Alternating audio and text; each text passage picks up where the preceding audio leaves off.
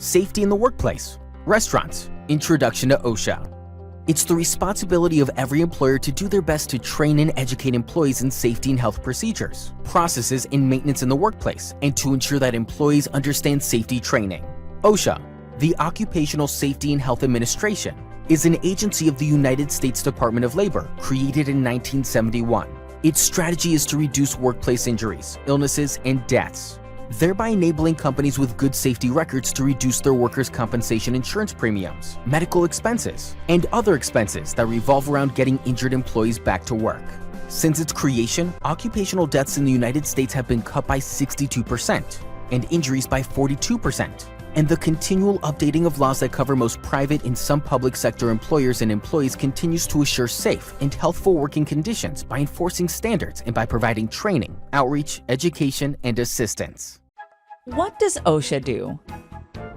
With a budget of approximately $450 million and a staff of 2,303, including 1,327 compliance, safety, and health officers, OSHA makes more than 37,000 inspections a year and directs national compliance initiatives in occupational safety and health. The agency is responsible for putting new or improved safety and health management plans into operation, promoting cooperative programs such as voluntary protection programs, OSHA strategic partnerships, and other alliances created among industries, establishing and enforcing the rights and responsibilities of employers and employees, supporting solutions to workplace hazards, collating and keeping records and incident reports from employers, developing training programs, inspecting workplaces for compliance with laws created under the OSH Act. Inspections take priority as follows. Those companies that have been reported as having imminent dangers or accidents about to happen. Fatalities or accidents serious enough to send 3 or more workers to the hospital. Employee complaints. Referrals from other government agencies. Targeted inspections, such as those employers that report high injury and illness rates. Special interest groups that work with inherently hazardous equipment, such as trenching or power pressing. Follow-up inspections are the final priority. What are employers' responsibilities under the OSHA? Compliance to all standards as set forth by OSHA under the OSH Act is required by all businesses that fall under OSHA jurisdiction, including construction work, maritime operations, agriculture, and general industry, which includes restaurants. It is important to note the difference between OSHA standards and OSHA guidelines. Standards are obligatory, enforceable directives that must be followed under penalty or fine or shutdown.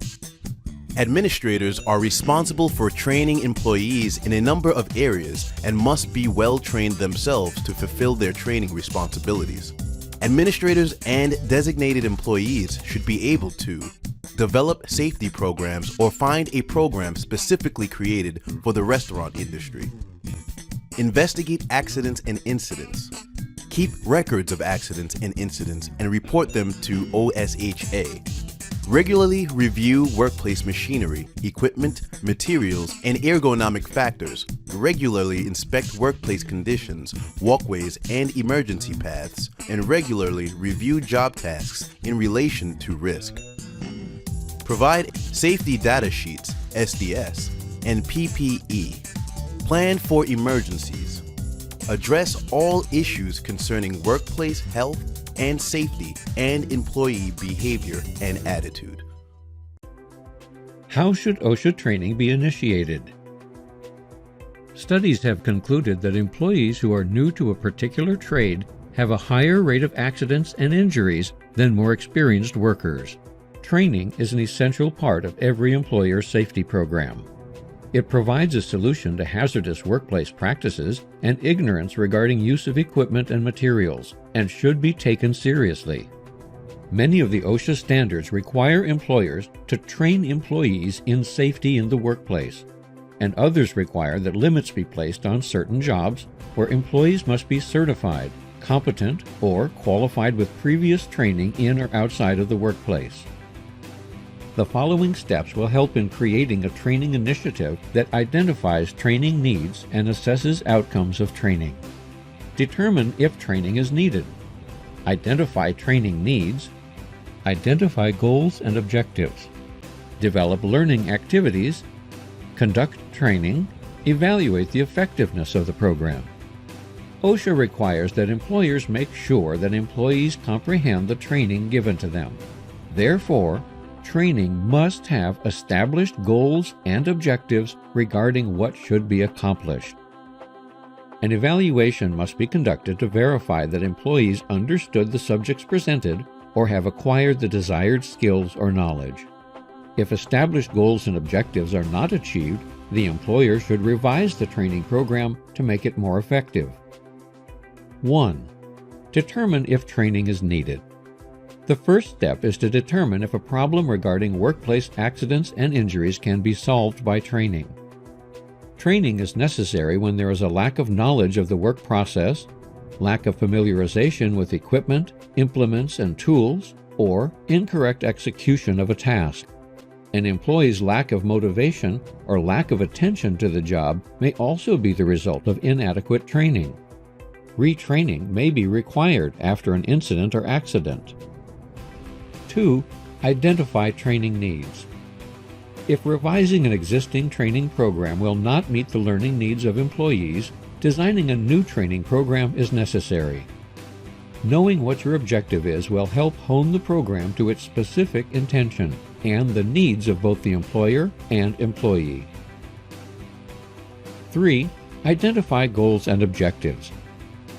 Once you're aware of the type of training needed, determine what training is not needed, thereby making it easier to set specific goals and objectives. Identify all steps involved in a particular task or procedure and focus on where improvement is needed. This avoids unnecessary training in skills that have already been acquired. 4. Develop learning activities. Once the employer has identified and stated all the training objectives, it's time to create learning activities. Learning activities enable employees to demonstrate that they have acquired the desired skills and knowledge. The learning situation should simulate the actual job as closely as possible, and the demonstration should be sequenced in the way it would be performed on the job. For instance, if an employee must learn the beginning processes of using a slicing machine, the sequence might be: check that the power source is connected, ensure that safety devices such as guards are in place and are operative, put on the proper PPE, know when and how to throw the switch, and so on. 5. Conduct the training. Make it clear to employees what the specific goals or objectives are for this training session. Use group training, films, or outside training resources when possible. How can a restaurant help ensure the ongoing safety of its employees?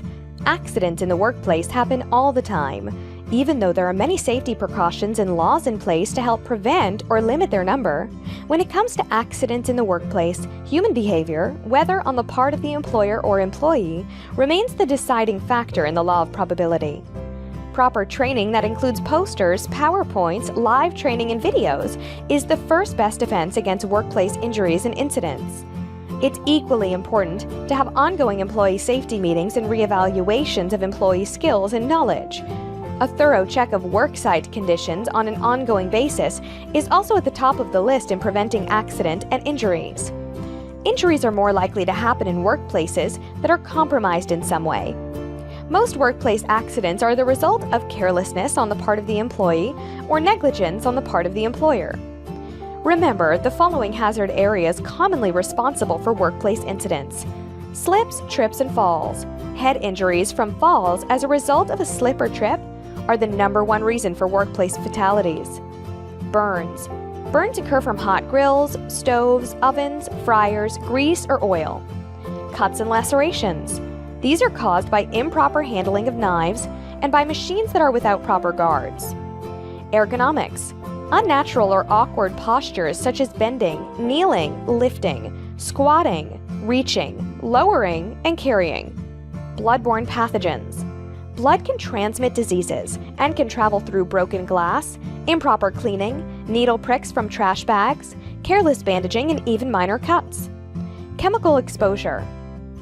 The possibility of chemical exposure is possible whenever chemicals are used, such as in cleaning floors, workstations, counters, or machinery. Create an app, accident prevention program, that involves workers and management in workplace safety and health, and which is geared to the individual workplace. The app should identify employees at risk and take into consideration employee age, where younger employees have higher incident rates, length of time on the job, where newer employees have higher incidence rates, type of work performed, where incidence and severity rates can vary significantly, use of hazardous substances, tools, implements, and machinery.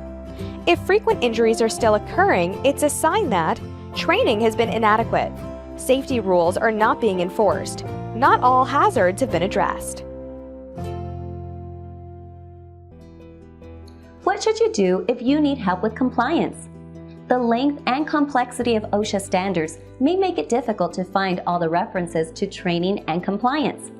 For employers, training directors, and others, restaurant employee safety training videos can help you provide effective, affordable, and memorable training to your employees, which may help you reduce the cost of your workman's compensation insurance, sometimes called Labor and Industries or L&I. Successful compliance training and implementation of safety and health standards reduces the rate of accidents, reduces injuries and incidents, saves employees from loss of work, and enables companies with good safety records to reduce their workers' compensation insurance premiums, medical expenses, and other expenses that revolve around getting injured employees back to work. Remember, with proper ongoing training that encourages employees to follow standard accepted and proven workplace practices, most accidents are preventable. Do your part. Avoid costly accidents and fines. Here's what you can do. Show restaurant safety videos monthly to your crew. Restaurant safety training videos. Teach them all they need to know. You'll get accidents to zero when they become a restaurant safety hero.